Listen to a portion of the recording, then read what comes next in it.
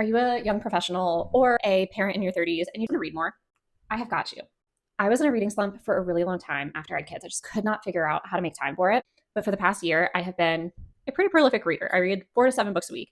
And I'm going to give you recommendations for what to read with great palate cleansers or places to start in each and every genre. I'm going to start with romance because that is my genre of choice over the past year. And I'll start with the book that got me out of my reading slump, which is The Hating Game by Sally Thorne.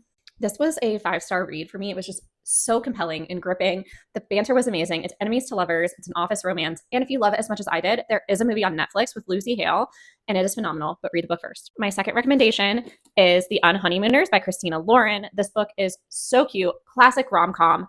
You have enemies to lovers. The FMC is a maid of honor in her sister's wedding, and she and her sworn enemy, the MMC, end up going on the bride and groom's honeymoon for them because everyone comes down with a case of salmonella.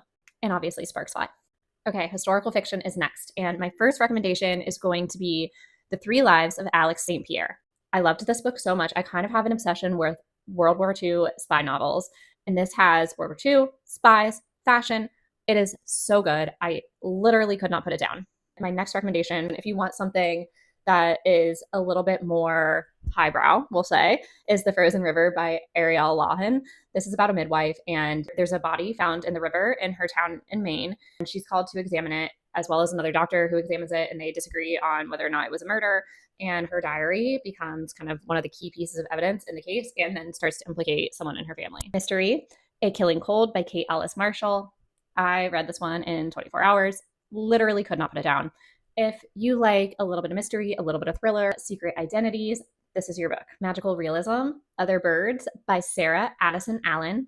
This book was so charming and compelling. It's been so many years since I've read it, but I still remember reading it and just kind of like feeling that warm feeling all over my body when I finished it. Memoirs, I have 2 recommendations. My first is Pamela Anderson's biography. This is the best biography I've ever read, and I did not know what to expect. I just read it because everybody was saying it was so phenomenal and made me feel like I knew her. There's poetry in it. She is just so incredibly interesting, and I had no idea. And then my next recommendation is Ina Garten's memoir. I read this last year and I would listen to it while I was doing laundry. I already loved her and it made me love her so much more. And she's led such an interesting life.